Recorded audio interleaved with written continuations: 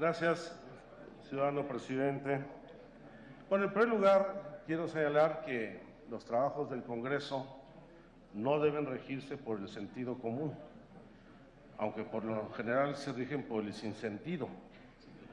Deben de regirse expresamente por las normas y las reglas que nos hemos dado y deben cumplirse puntualmente.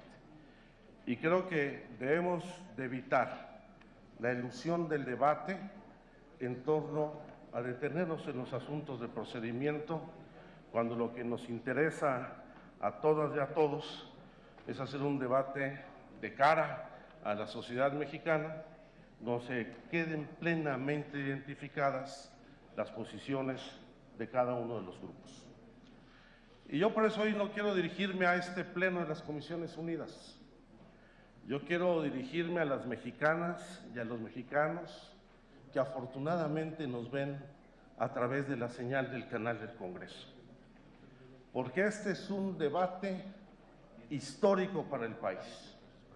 Es un momento de definiciones fundamentales en donde, como lo hemos visto, sale a relucir lo mejor y lo peor de los individuos, sale a relucir desde el argumento fácil hasta la demagogia y la mentira. Y yo creo que justamente si queremos un debate en serio, debemos de ubicar el verdadero alcance de esta reforma, que hace ver a la iniciativa de Peña Nieto como una iniciativa de avanzada. Porque hoy prácticamente se somete a remate no solamente el petróleo, sino también el resto de los hidrocarburos y la industria eléctrica, vulnerando profundamente al Estado mexicano, que sigue debilitándose. Si tenemos un Estado fallido ante la delincuencia, hoy tenemos un Estado fallido ante los poderes económicos fácticos del país y del extranjero. Y se pone indudablemente en riesgo la soberanía de nuestro país, no solamente en cuanto al manejo libre, autónomo de sus recursos naturales, sino la soberanía sobre nuestra política energética y sobre las decisiones soberanas que hoy se verán sometidas a los tribunales internacionales, siendo ajenas a la legislación mexicana. Lo que está de fondo también es una redefinición de la propiedad, porque no solamente se está poniendo la modificación del artículo 27 constitucional, el término del dominio de la nación sobre los hidrocarburos y los recursos del subsuelo, al transferir mediante una figura absurda que ahora denominan licencias, la propiedad de los bienes del subsuelo, y emplazan al aniquilamiento de la propiedad social, particularmente de los ejidos y comunidades, donde ya no va a ser necesaria la acreditación del requisito de interés público para poder expropiar en favor del interés privado. Este es un debate histórico que indudablemente plantea dos visiones profundamente distintas del país y que va a abrir viejas heridas entre nosotros. Se trata de una contrarreforma que rompe con una base fundamental del pacto social establecido en la Constitución de 1917.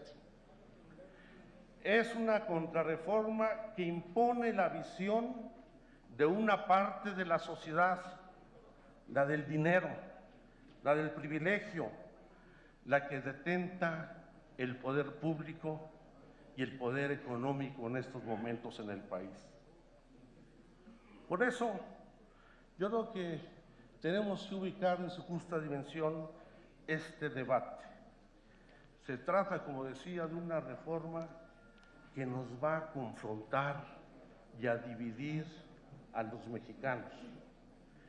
Y por eso hemos insistido en que estas decisiones deben de someterse a una consulta popular que involucre a todos los ciudadanos del país. No es como dice el senador Orihuela, que queremos ganar en una consulta lo que no ganamos en las urnas. Por supuesto, en las urnas ustedes tampoco ganaron la propuesta de privatizar el petróleo, porque no solamente no estaba en su plataforma electoral, sino que se vieron obligados a modificar su programa y sus estatutos. Se engañó a la población durante la campaña. El PAN sí lo traía, indudablemente, porque en esta contrarreforma es innegable un triunfo ideológico del PAN sobre el nacionalismo revolucionario del PRI, que se sometió a los intereses del poder económico. Hay que recordar que el Partido Acción Nacional surgió en contra de la reforma agraria, la educación socialista y la explotación petrolera del general Lázaro Cárdenas del Río. Pero también es muy claro hoy que el sometimiento del PRI no solamente ha renunciado a su visión nacionalista, sino que hoy empeña y da la espalda a sus principios, a sus ideales originarios, para entregar la mayor riqueza de nuestro país. Este documento, este dictamen, el proyecto de dictamen que estamos discutiendo, va a pasar a la historia, al igual que sucedió con los tratados de Guadalupe Hidalgo, con los que Santana entregó la mitad del territorio nacional. Al igual que los tratados y convenios que firmó la aristocracia mexicana para imponer a un emperador extranjero en el gobierno, como sucedió también con los tratados de Bucareli, que indudablemente empeñaban lo que hoy ponen a remate en el país y formarán parte este dictamen como una de las peores etapas de la mayor ignominia en nuestra historia. Ahora sí, enfrentamos un verdadero gobierno de coalición que pretende hacer de la política energética un gran negocio. No se trata de un mayoriteo mecánico para imponernos una reforma constitucional. Se trata innegablemente de una reconfiguración del poder público y del poder económico, en donde cada quien ocupará el lugar que les corresponde en la historia. Es inaceptable cómo en el artículo 25 constitucional mantienen el carácter inalienable, imprescriptible que se otorga al petróleo y a los hidrocarburos. Cuando se establece que el dominio de la nación es inalienable e imprescriptible, se refiere a que no están sujetos a la acción reivindicatoria de posición definitiva o provisional de un recurso. Esto quiere decir que los particulares no pueden adquirir derechos reales sobre los recursos. Nos plantea una figura de licencia, que licencia es un sinónimo de concesión, como descaro lo es de desvergüenza, porque en el mismo transitorio cuarto señalan nuevas modalidades de contratación que podrán ser contratos de servicios, de utilidad o producción compartida o de licencia para llevar a cabo por cuenta de la nación, dicen, las actividades de exploración y extracción del petróleo que se mantienen supuestamente en función del 25 y el 28 como áreas estratégicas reservadas exclusivamente para el Estado.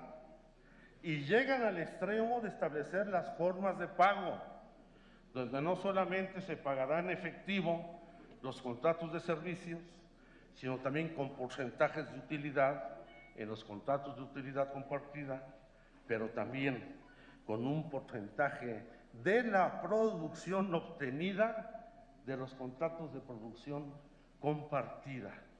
Esto significa que va a haber una transmisión onerosa de los hidrocarburos una vez que hayan sido extraídos del subsuelo en favor de particulares, llegándose al extremo en el pago por producción a que los particulares van a extraer, van a exportar el crudo mexicano, que era una actividad reservada exclusivamente a la nación.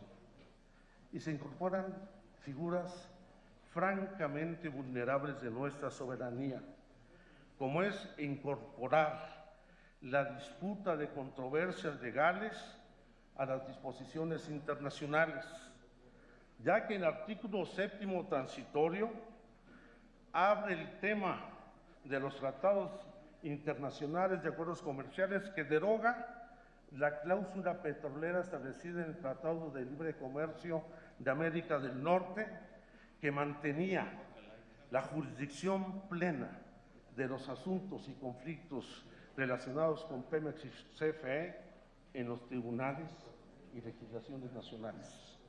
Al derogar esta cláusula petrolera, se abre indudablemente los litigios a los tribunales internacionales, vulnerando la soberanía plena de nuestras leyes y nuestra Constitución.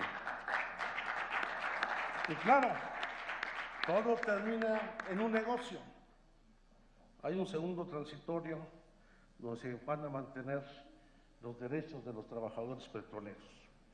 Seguramente será el derecho a la liquidación, porque lo establecido en el 25 constitucional y en el 28 va a permitir no solamente la venta de los activos, sino se llega al extremo de permitir que las empresas contratistas establezcan en sus sistemas contables como activos propios las reservas prospectivas del petróleo a futuro, y dicen que no se entrega la propiedad del petróleo. Va a pasar a formar parte de los activos contables de las empresas que gradualmente irán desmantelando a Petróleos Mexicanos y a la Comisión Federal de Electricidad. Es grande el negocio, muy grande, y van a darle un instrumento para ejercerlo.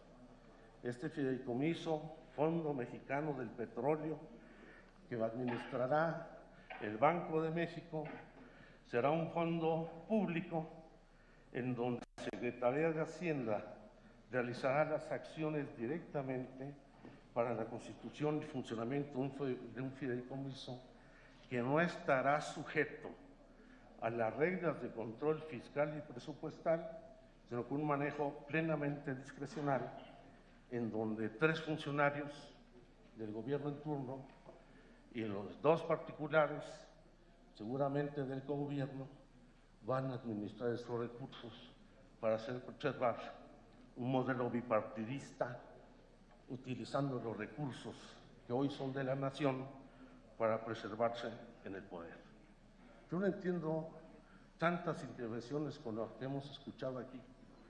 La del senador Vega Casillas, que ya se nos fue, que dice, en un desprecio total por los mexicanos, que no saben qué significa el petróleo para los mexicanos, porque solo lo que ven es el incremento en el precio de la gasolina. Hay que señalar primero que el 82% de los mexicanos no tienen vehículo y no compran gasolina, pagan el transporte público que se encarece.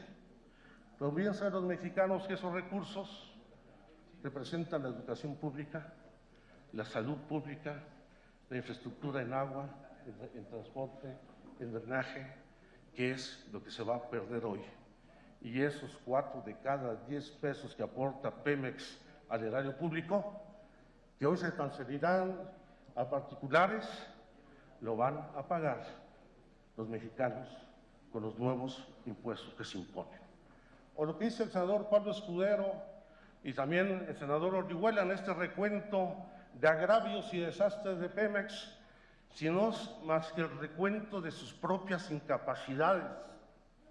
Si hoy no hay refinerías, es que porque Pemex decidió deliberadamente no construir nuevas. Y los gobiernos del PAN no pudieron acabar ni siquiera una barda en el municipio de Tula. No es porque no haya tecnología y recursos para aprovechar el gas natural, porque fueron más jugosos los negocios en los gobiernos del PAN, trayendo gas natural desde Perú en buques tanque, en lugar de construir un oleoducto de 100 kilómetros a los Estados Unidos, que hubiera abaratado los costos del gas natural por lo menos en un 80%. Y no nos vengan hoy a decir quienes corrompieron a Pemex, que han sido los gobiernos del PRI y del PAN, que esta privatización es para acabar con la corrupción, cuando los corruptos han sido ustedes mismos, porque el presidente del Comité de Administración de Pemex siempre ha sido el presidente de la República. Eso es lo que hay que decirle a las mexicanas y a los mexicanos.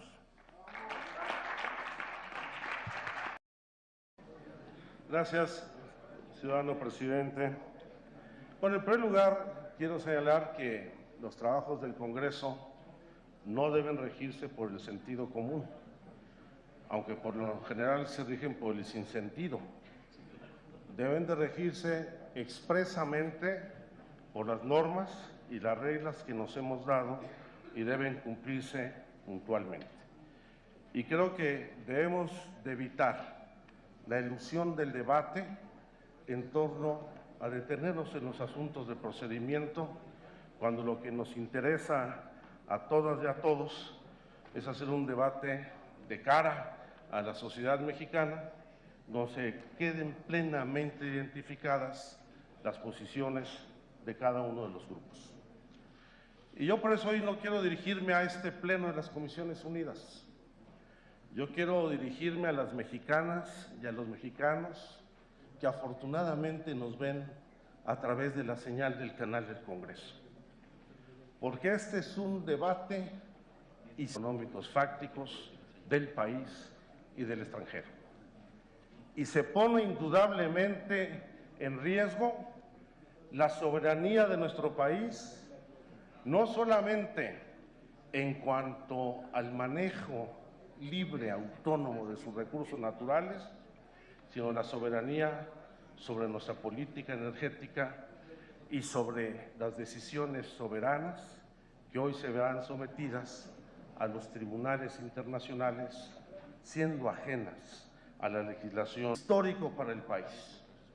Es un momento de definiciones fundamentales en donde, como lo hemos visto, sale a relucir lo mejor y lo peor de los individuos, sale a relucir desde el argumento fácil hasta la demagogia y la mentira.